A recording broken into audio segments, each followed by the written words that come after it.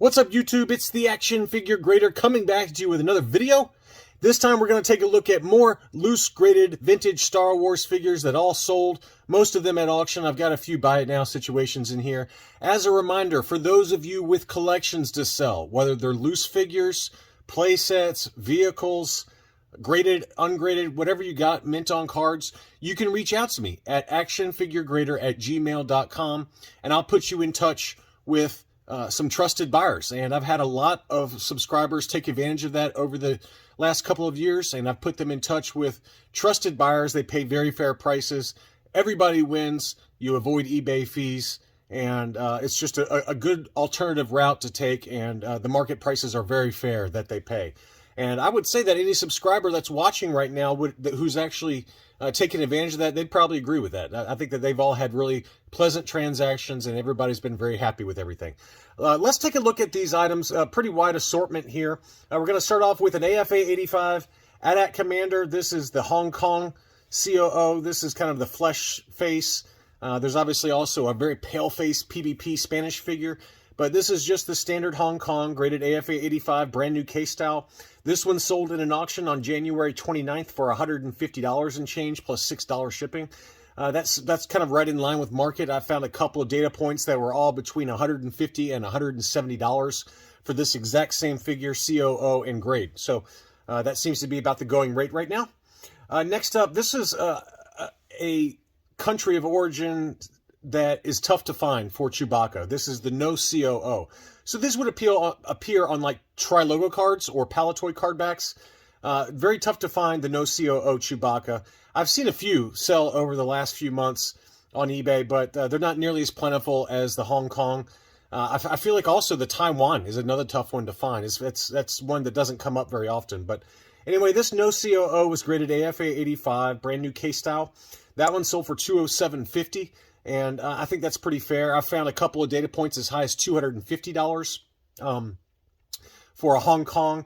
They're going for a little bit less, usually about $180 up to $200. So this one was kind of right in line with that. But I thought this was a pretty good buy, given that this is the no COO. And you can tell it's the no COO because on the grading label there, you got two dashes instead of like a HK or TW for Taiwan. So be on the lookout for that no COO. That's a really nice one and tough one to find.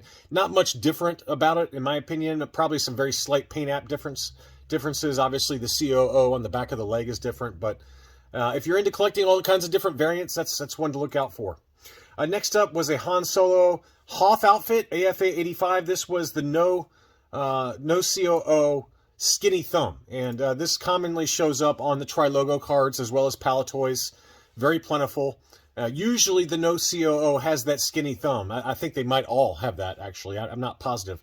I've got a Palatoy tri-logo Han Hoth mint on card that does not have the skinny thumb. So apparently those were packed in with not only no COOs, but also Hong Kong figures. But you can see how skinny that thumb is. Let's see if we can get a close-up of that. Very, very skinny thumb. It's a very notable kind of common variation, mold variation. But again, the no COO. Graded AFA 85. That one sold for $182.49 plus $9 shipping. So that gives you a data point on that one. Again, you know, I haven't seen a lot of these sell, but usually the Hong Kong sells for about the same price. Not much price difference between the two of them in the same grade. Next up was an Emperor's Royal Guard. Now, you couldn't see it on the label because the photos weren't there, but if you zoom in on this one, I took a close look at it, and it's actually a no COO, and that's probably the toughest one to find for the Emperor's Royal Guard, with the exception maybe of the Mexican Lily Letty. But the no COO obviously also appeared on Palatoy cards or on tri-logo cards. The tri-logo mint on card Emperor's Royal Guard is very, very tough to find.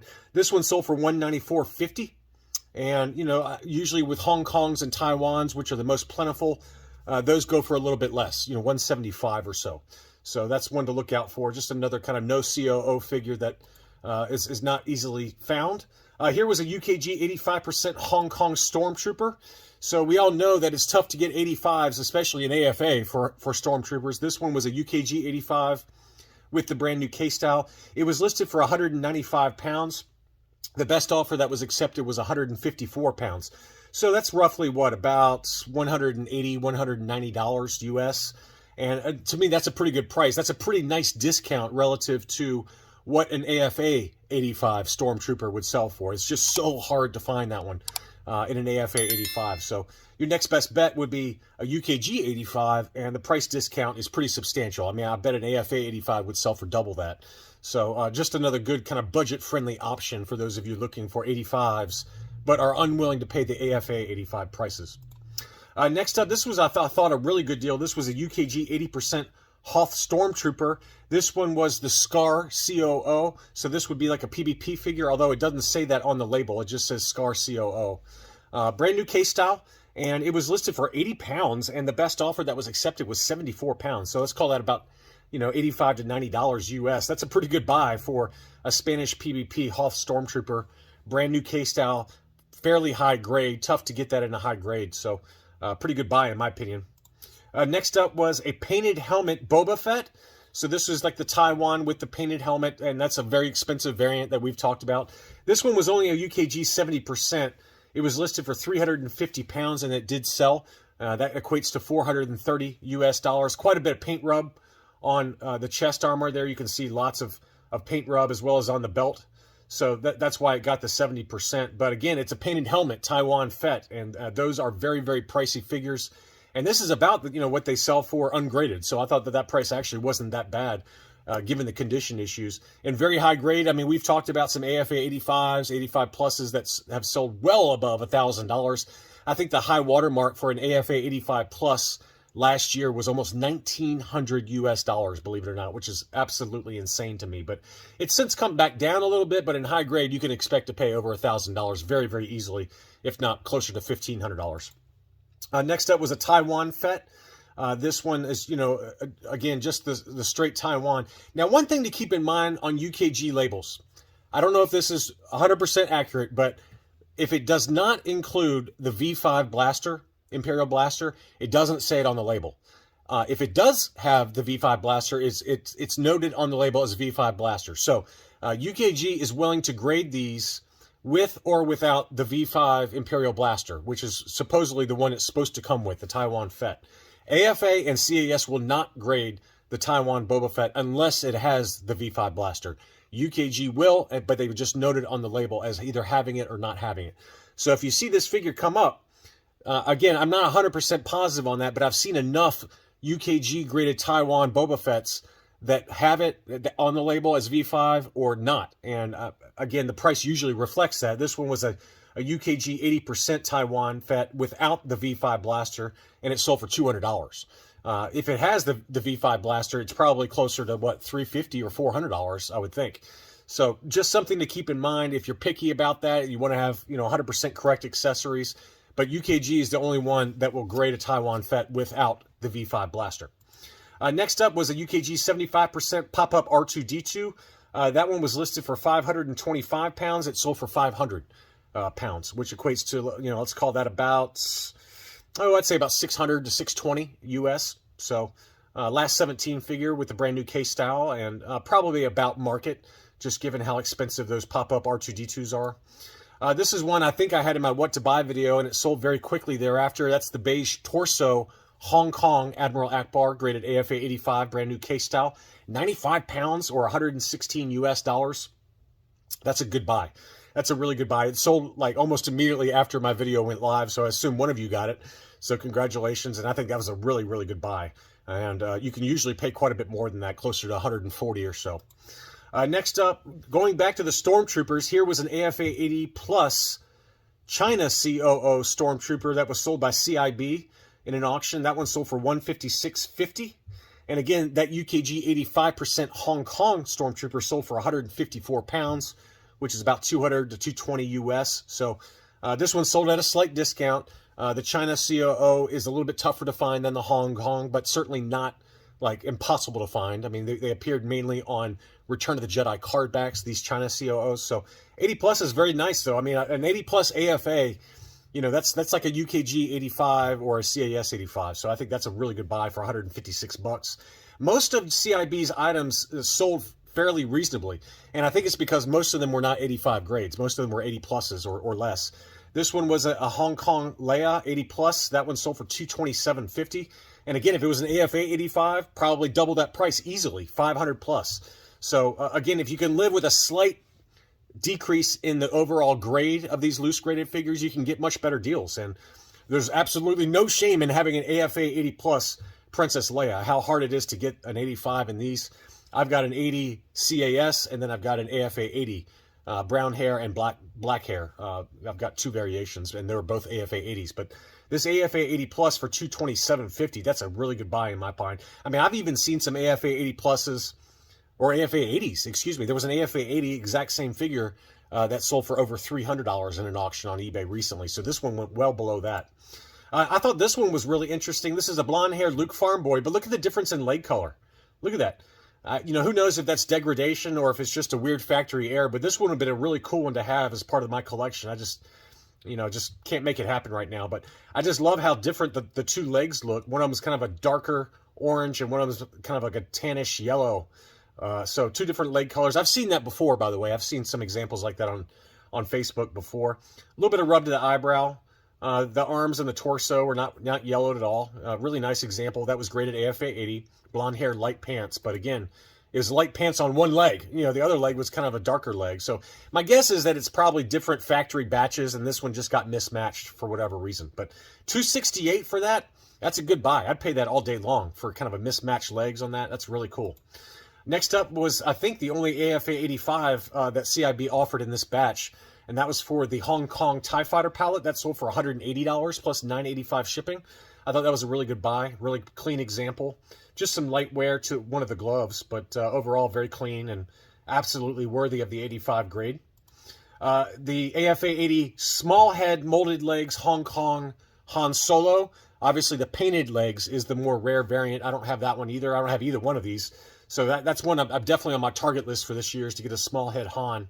I've got a number of large head Hans, but I don't have the small head yet for some reason. But anyway, this AFA 80 sold for $127.50. I thought that was a great buy. AFA 85s, $400 plus all day long. I found a number of data points that support over that. So to get that massive of a discount, to go from an AFA 85 down to an 80 for $127.50, AFA brand new case style, that's a good buy as well. Here was an 80 plus Zuckuss Hong Kong. This one did not have the circles on the backs of the knees and heels. AFA does label that.